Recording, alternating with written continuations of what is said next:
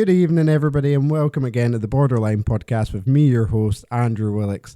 I just want to start off tonight's show by just saying thank you to everybody that listened to last week's episode. I know that I didn't get one out at the weekend for obvious reasons that I'm about to go into. But obviously I wasn't really feeling myself last week, which obviously a lot of people picked up on. But I'm generally feeling a hell of a lot better. It was good to get that little vent out of me. It's like I said in the episode, and I won't delve too much on it tonight. There's times that it is hard when you are doing something in the right direction that you know that you're, or for the right reasons, and you're passionate behind, but there's other people that are adverse to that, and it's time, but it's tiring. But at the same time, I have to remind myself that I can't change people. I can only get a word out.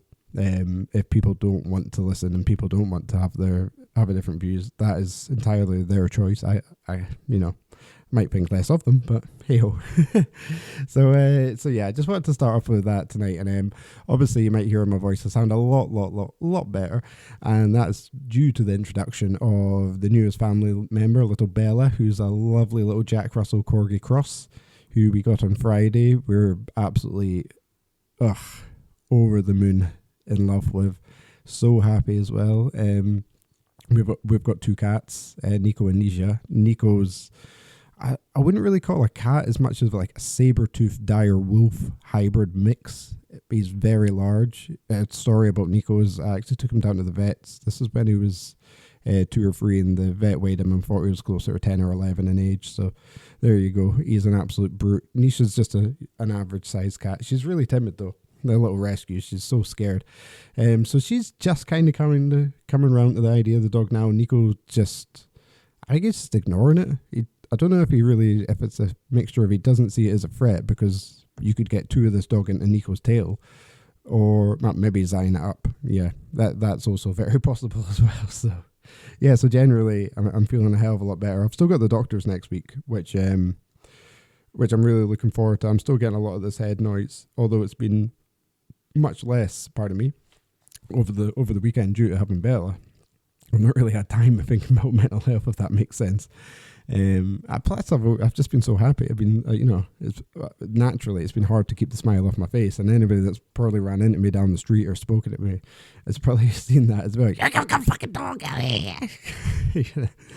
I'm just a very excited person. I get excited easily, just like a dog. It's going to be a brilliant partnership. I love her. I love her a bits already. So, so that's that. But going on to the doc's topic as well, like I spoke about the head noise.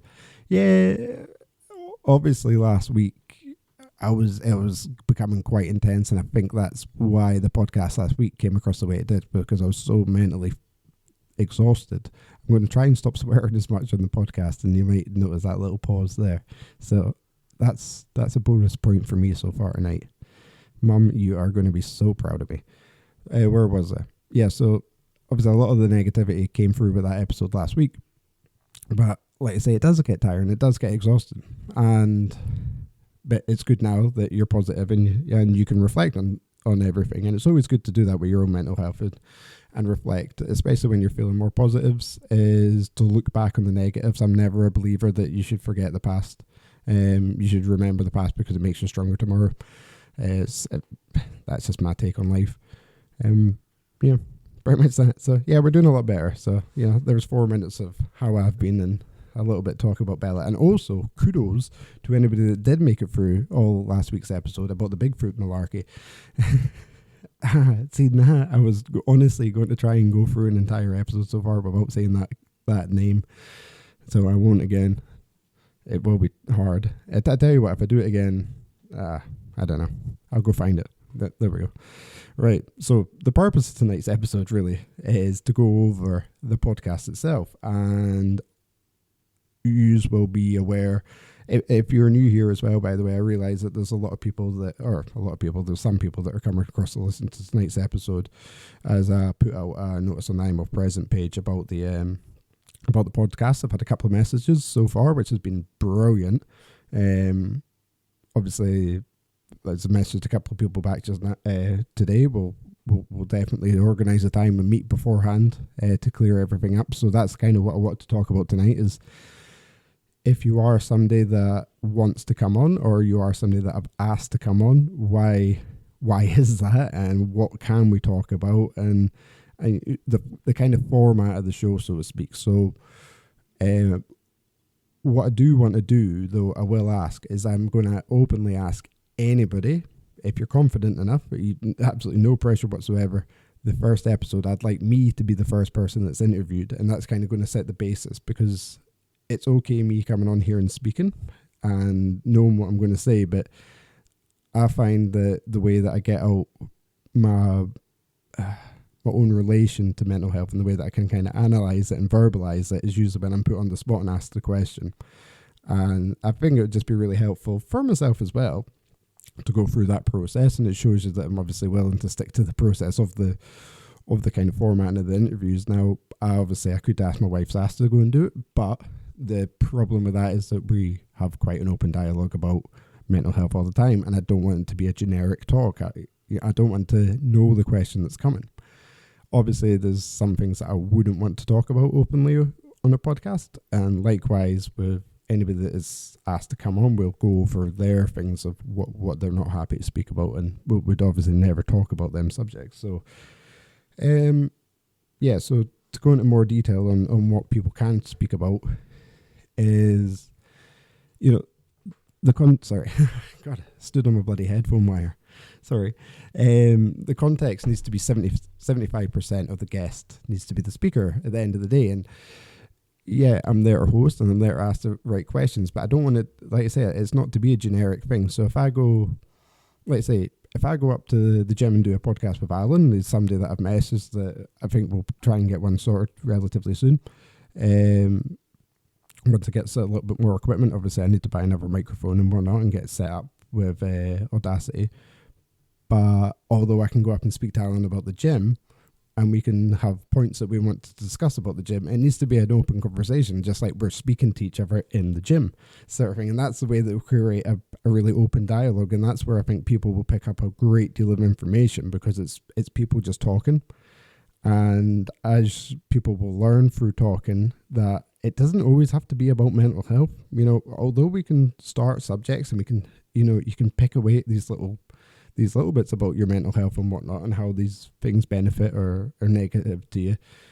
The entire context of the situation doesn't need to resolve around it entirely. So, you could start a topic about how you did something for your greater mental health, but during that topic, you've learned something else about yourself that had nothing to do with mental health, but you think, oh, that would be a funny story that people might want to hear. I want to tell it. And there you go. Kind of, like I've said before, a lot like Joe Rogan. I'm not here to plagiarize. But essentially what we want to do, or what I want to do, me and Judith want to do, is, I'll try and get her on for an episode there. That'll be funny, little bitch. I swore. Is build episodes so there's so much information out there on Spotify on the page that people can have inform an information hub with. So, like, how many times do you hear it that you say to somebody, did you hear about that? Fuck's sake, I would have done that if I can. It was on, and I just swore again. And, it happens all the time. And like I say, it doesn't need to be mental health. So, somebody that I spoke to today is very arts, and that's something that I wouldn't have imagined doing this, that I would have had on the podcast, but we'll explore that idea. And I think it's absolutely brilliant. And again, it's getting that context of information about these groups and these people that are doing things as well for others that are really just kind of flying underneath the radar, which it's absolutely fine. I'm not saying that everybody needs to be an OBE because they're doing something, good for humanity. But acknowledgement does go a long way, and it's certainly a massive motivator, and it's certainly a massive motivator for me, to keep on going. I do find it quite hard to motivate myself sometimes and think, even the likes of this episode tonight, I was saying to Sash, I don't know what I'm going to speak about. I can't really find the motivation. So the best way to do is just write down a couple of ideas. I wouldn't mind speaking about that. I wouldn't mind speaking about that. I wouldn't mind speaking about that. Get them on paper. Think to yourself, how could I speak into a context to get this information out to people? And if you have personal stories about mental health, then brilliant. That's something that we can certainly come off and have a long discussion episode of. But obviously that has to be done on your terms. Again, I'm never gonna. Yes, I might message people or I might email people and say, I'd love to have you on. Would you be willing to? If you're not, it's a simple no. I'm not going to turn around. Well, that's it. You're blocked. If you don't want to come on, don't come on. It's quite simple. Or even if you've had the offer and you thought, no, it's not for me, and then you listen to a couple of episodes and you think, oh fuck, I'd be better on that. Give me a message, get yourself on, and we'll have a chat. And so much goes on around this community that the people just don't realize. And I think it's a systemic problem with the mental health just now, is that you go back to loneliness and you go back to the ideas that there isn't enough of out there for people to feel socially welcome to, I guess. As I've said before, we're a very, very social animal, and we forget that. I'm the worst for it. I'm an introvert. We're not meant to be introverts by any means, and it's unnatural. So it doesn't help our mental health in any state that there isn't this stuff available. But one thing that I really want to go try is these bloody big gong baths up at Codingham. There was total misconception about what it was. If you've listened to the show, you'll absolutely know my love and hatred of baths, although I'm really back into loving them now, I must admit. So yeah, I really thought these gong baths were huge gongs filled with warm water, and that is just, honestly, quick little doobie outside the back of the new one before you hop into that bath, and Jesus, you'd have to get a pulley system to get me out. Like, I love a bath, no doubt about it. When me and Zaz go on holiday anywhere, if it's got a bath, that's it. I'm never allowed to come on and tell about the time that we went to Loch Ness with the bath, though. That's one story I would never be allowed to go across. I'm sorry for even mentioning it. Oh God, not again. Sorry. So yeah. So I think we kind of covered. I probably haven't covered everything that I really wanted to about that with the podcast. I'll listen to this back and think, oh, you idiot. So when I do message people, I will try to put into context exactly what I'd like to get out the episodes. So I'm not gonna send people by name, but there was somebody that done a lot of fitness challenges earlier in the year, and the mentality to go through the training and how they adapt to that, how they fix that into their lifestyle. Because at the end of the day, that's a different mindset. It's all good having this mindset when you're going to the gym. It doesn't have to be the gym. When you're going for a walk, when you're getting in the shower, all these little things that are the small wins, all these add up, and it's brilliant to hear how people can adapt and change the way they live to their environment, to their external environment, and to still perform. That's the key. That's the thing that I find absolutely amazing, is that you push yourself to these limits. And even in the gym, you go across, and I want to speak about the gym a little bit further in a minute. And you think about what physically and anatomically you're doing and where you started. It's absolutely amazing. And a lot of people do not acknowledge what they've actually achieved, especially in a short period of time with the gym. Like, so many people. Yeah, I know it was cliche to say don't expect things to change overnight, but you can tell with people that are incredibly dedicated. They get their fast changes, and they really do adapt well. And that's something that really inspires me. Especially strength-based training. I find that really unique. Not so much powerlifting stuff. No offense to any powerlifters, there's absolutely nothing wrong with that. But when you're talking German volume with heavyweight, that shit impresses me. To know that you're going to be going through that pain for them sets. And that's a reason that I really liked Dorian Yates's blood and gut style training to go past failure, because it really did challenge you mentally even before you started the workout, because you knew you were going to be in pain. I highly recommend anybody to give that workout block a try. You'd probably look at it and think, wee, that shit ain't hard. I'm telling you, I don't spew many times at the gym unless it's, most of the times that I spew at the gym is after the gym because I've had really bad anxiety before the gym. And I've actually went in and done the entire workout. It's kind of like going to a Muse gig, I suppose. Every time I go see Muse, I spew or punch sass. That's another story. We went to see Muse. I took Sass to come and see Muse with me. I think this was in 2016 up in Glasgow. I remember Rangers beat Celtic in I think it was a League Cup semi-final at the time. Anyway, yeah, sorry. I do that. I'll trail off. I'm not saying I've got an eidetic memory, but I relay a lot of dates in my head to graphical and picture memories, and I remember setting a bar. I remember Leicester won that day as well. That was the year that Leicester won the league. Anyway, I've totally rambled on needlessly again for another 40 seconds there. So we go to a music gig, and because I get so excited and so nervous at the same time before I go to gigs, I just, my poor little body doesn't know what to do with itself. It's like Bella, it's like, what the fucking hell? Again, it's like supercharged, amped up. And usually alcohol calms me down, but for some reason with Muse, it just doesn't.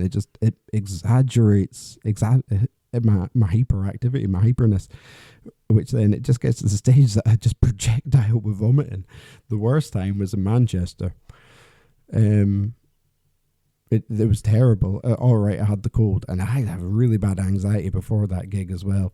I remember we went to Pizza, and we're getting in the bloody cab to go across to the Etihad Stadium, which, by the way, it was probably the only time it was fucking filled during that gig.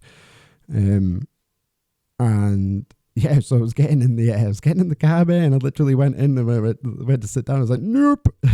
Like the door is still open, and like stick my head out the side of this, obviously like the side door of the cab, and this spew proper clears about 3 foot in the air and hits the wall across every side. Thank God nobody was in the way. Like Manchester with that, I don't really have the best memories of Manchester thanks to that. And so that happened there, and then the next time I went and see Muse, that happened again, but because I was getting that worked up, I didn't mean to hit my wife, I didn't mean to punch Sass.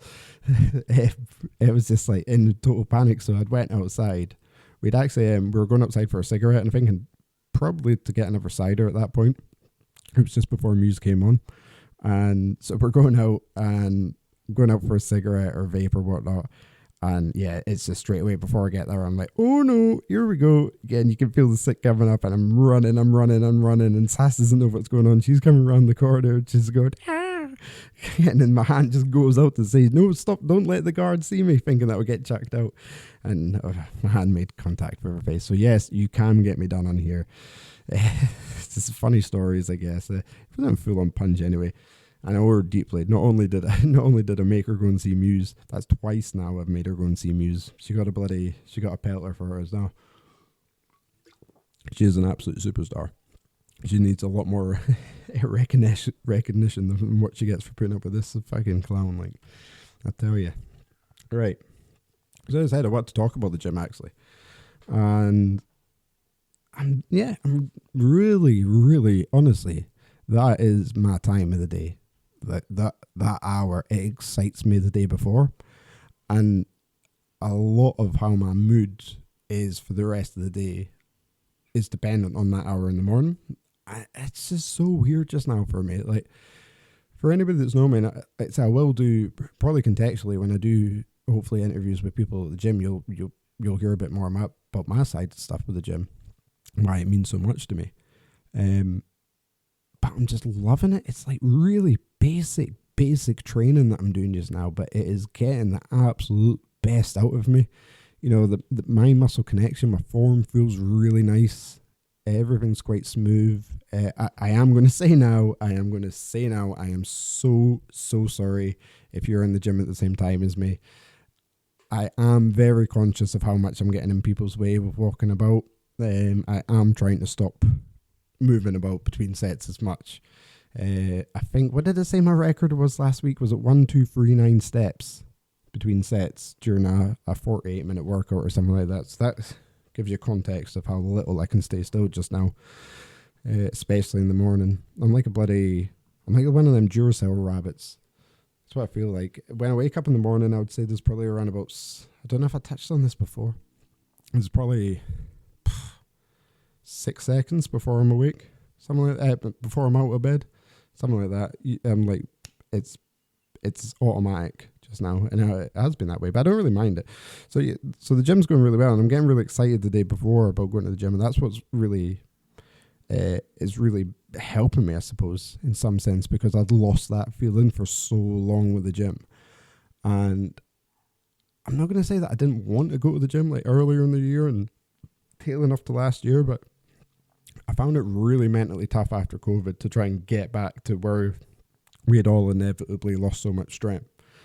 And it was like, I'd always get back to that and then I'd drop off, and I'd always get back to that and I'd drop off. And I'm not even goal setting. Well, saying that, I put the video up for squatting today. It'd be lovely to start next year where I started this year. I know that sounds counterproductive, but if I can get back to a squat of around about 130 kilo for 1 rep max, 140 kilo, I will be very happy.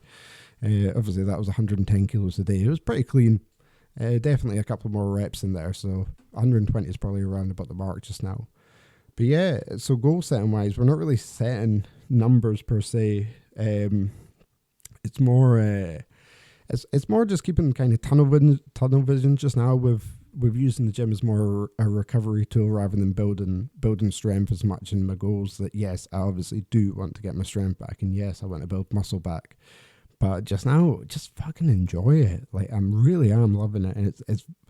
I'm not saying it's unusual for me. You know, I've trained for years. You know, you wouldn't think that, and something that I don't think I've ever touched on before. Obviously, with body dysmorphia being a massive subject, and I don't think guys speak about body dysmorphia anywhere near as much as what we should. Because I certainly struggle from it, and I'll be the one that says, no, I don't care about what I look like. I don't care. I used to hate and still hate how skinny I am. That's the reason I started going to the gym. Like my fucking skinny arms. Ugh, God.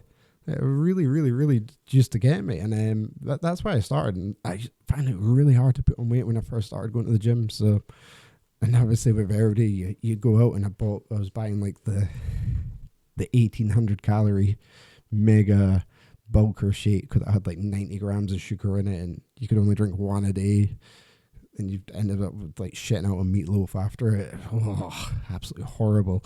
So that is actually why I started going to the gym, and that's still something that I struggle with now. That if I look at myself, you again skinny little runt man, come on, build up a bit. And I think obviously when the introduction of SARMs, when was getting an effect on them, was massively, especially the LGD, which was holding water. It was giving me that big full look, and that I think that's what worryingly and problematically changed my outlook on the gym. Was I was achieving something that yes was my ideal vanity and look of how I wanted to do it, but it wasn't the way that I ever wanted to do it. And I think that's a problem. And then I just got lost with vanity, just like, yeah, again, I want to be bigger, I want to be stronger, I want to be this, I want to look like that. And, at the end of the day, I'm married, I love my wife. She says I'm hot.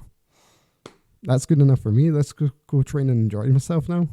I'm 35, I don't need to, I'm not going to be on a Gymshark athlete. I'm not going to be on stage. Enjoy the gym and love it for what it is. But again, really sorry if I'm getting in your way. I'm going to try. What would be handy if anybody could get a lasso or something like that. Just, there is the same regulars that go at the same time as me in the morning. So if you just, sling it around me, tie it to the squat rack or something, be very much appreciated. But yeah, loving the gym just now. It's real, real, real good. And I think that's just about all that I really kind of want to go across and talk about tonight.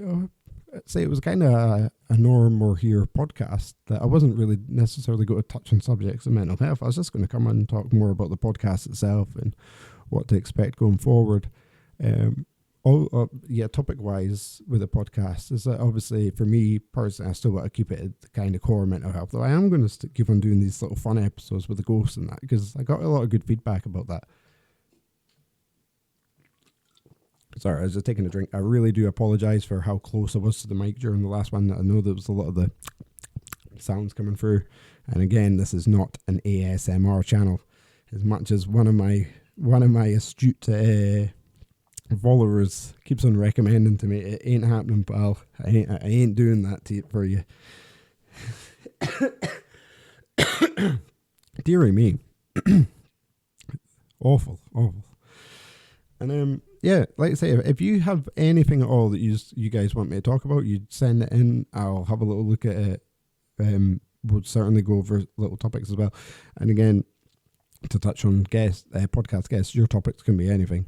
If you're passionate about fishing, you come on and talk to us about fishing and why you love fishing and brilliant spots around here to fish and all the wonderful things that you see and how it helps you and how getting out the house helps you, you know. Simple as that. If you're somebody that loves your job, and what does your job do for you? You know, somebody. Sean's a number. You know, there's a lot of personal trainers. Sean, Keith, Gemma, and whatnot. I'd love to get them guys on. See, you know, how do you do the benefits of what do you get from helping people? How do you stay so positive on a daily basis? Are you naturally that positive, etc., etc., etc. 20 questions sort of style. So, yeah, I will be sending out messages when I get around to it. Obviously, I am a little bit kind of tied down just now with puppy training.